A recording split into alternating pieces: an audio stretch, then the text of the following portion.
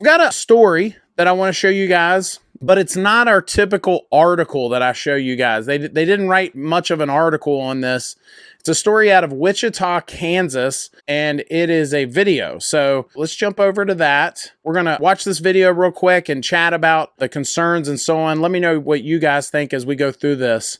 And we might start and stop it a few times just to chat about what exactly they're going over here. But again, out of Wichita, Kansas, this story, the heading says, Fact Finder investigates a local HVAC company that may have scammed a couple out of nearly $30,000. So not a small amount of money. So let's watch this and go from there. A Hutchinson couple says they can't move on with building their dream home due to a local HVAC company. The couple says they paid its owner almost $30,000 to install a new HVAC system. But this was more than a year ago. Still no HVAC system and no sight of the money. Tonight, Fact Finder investigates this couple's issue and finds they're not the only ones who have complaints about this company. It's taken time. Well, this is my wife and I's dream house. We've been making plans and saving for this since we got together about 6-7 years ago. Well, so this will be the kitchen. We've got web cabinets surrounding the walls. Kevin Von Traeger and his wife building their forever home in Hutchinson. They've got the frame up, windows, siding, but one thing that they paid for isn't here. The part that we're dealing with right now that has been causing a ton of stress is the guy I hired to do the HVAC. I had paid him close to $29,000 about a year ago. Kevin paid Matt Rollman, owner of... So I'm going to stop it right there. First red flag. I mean, you guys, some of you have even talked about this on our show. Why would you pay him all that money up front? I don't know if these folks will ever even see this video, but if they do, my goal is not to make them feel even worse about a horrible situation, but we've talked about it before. Don't pay it all up front. Now, some heating and air companies, including mine, do ask for somewhat of an investment. They ask for a deposit, but don't pay them all of it. And that should be a red flag. If you've got a company that's saying they want all the money up front, if they can't produce license and insurance, or that seems to be a problem to do, if they're not willing to put certain things in writing, and if they're asking for all the money up front, I don't care if they are the cheapest price or for whatever reason you're choosing them. Instead of saving $1,000 or two, whatever, you're about to choose somebody that's going to scam you. So first red flag right out the gate. The guy paid him 30 grand almost. Maybe that isn't the entire amount. Maybe he is saying that's a deposit, but I mean, come on, 30 grand before the guy's even done a lick of work. I don't want to say he was asking to be scammed, but first red flag right out the gate. Not a good decision, obviously. Rollman's Heating and Cooling nearly $29,000 to install an HVAC system on the property. The home is so large, 2 systems are needed. But more than a year later, still no systems. Wanted to get the equipment bought because he said the prices were going to go up and we need to get this bought. He wanted to store it in my shop, and I was told when I paid him it would be here within 2 weeks. He had already ordered it would be here within 2 weeks. And after about a month, it never showed up. I started researching him. I started finding things I didn't like to see, and I started pressing him on it. And he told me, oh, it's all good. I didn't want to run you out of room in your shops. Okay, I'm going to stop him again. Second red flag. We already had our first one. Here's our second red flag.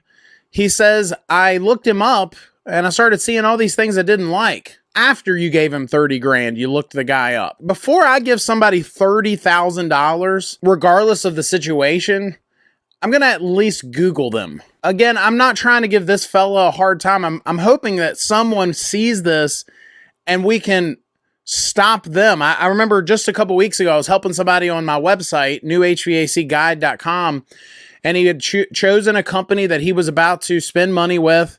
And so just as we were chatting, we had talked about a number of companies, and he said, I'm going to choose this company here. I just did a quick Google search on that company, and their Google rating was 3.2 very large company. I don't remember off the top of my head where the guy was located, but he was in an area where he had choices. I do remember that. He wasn't in a small town where he had less than 5 companies to choose from. He was in an area where we had talked about multiple companies, and the company he chose for one reason or another had a 3.2 rating on Google.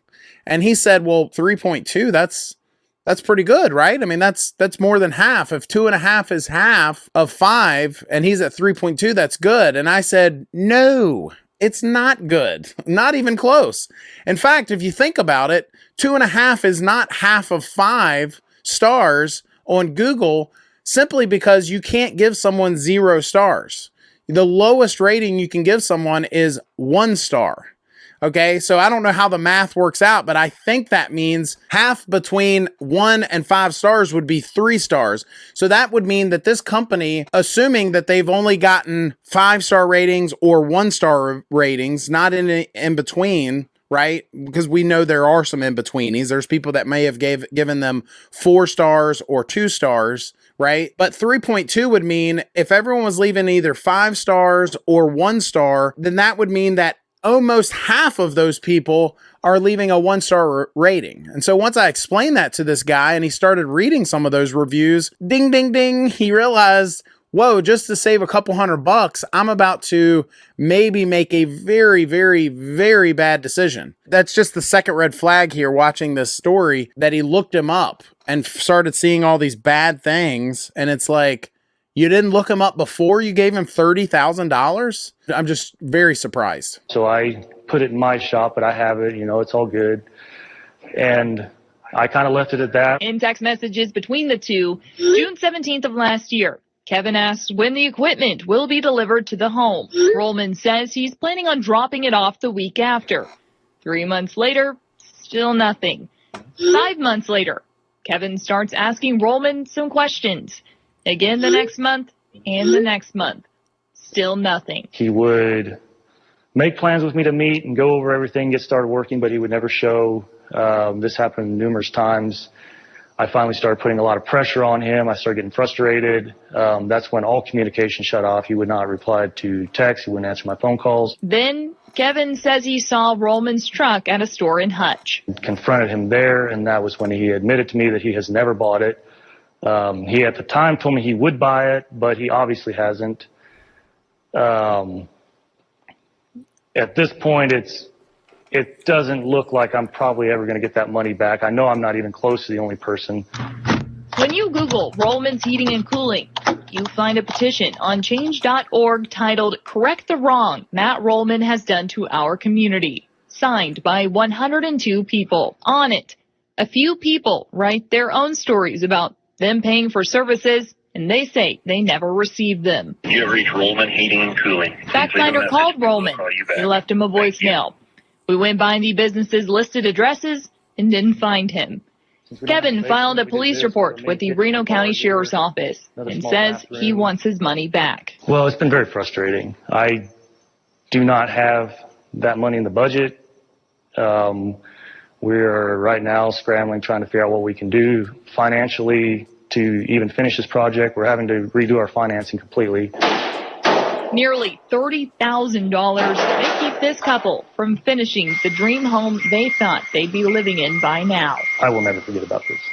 I talked with the Reno County District Attorney's Office. It says that Matt Rollman has been previously charged with felony theft for taking money for a job and not completing the work. That case for $6,000. The Reno County Sheriff's Office is now investigating. Those findings will be presented to the DA's office.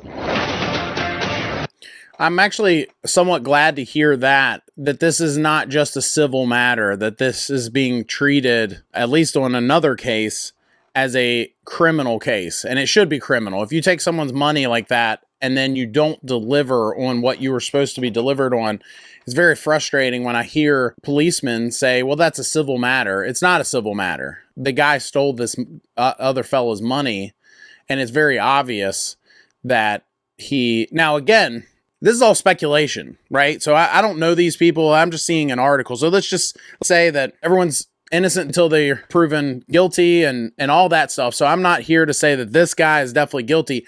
I'm just saying that when people do what they are alleging that he did, it should be treated as a criminal matter. They should go to jail. And maybe they might weed out some of these guys that maybe they can do it for cheaper, but they're also scamming people, right? So anyway, what do you guys think? What a sad thing to hear that these folks had to go through that. I think that ultimately there should be some red flags there just from hearing what this guy had to say. But it also leads into, I remember talking to someone a couple weeks ago on our website, newhvacguide.com. They were basically asking me about the contract and what should and should not be in the contract. I think it should be in there. What's going to happen if the company does not deliver on what they are supposed to deliver on? That should be maybe in there as well. Put in there, what are the repercussions for one party versus another if they do void the contract? What a crazy story.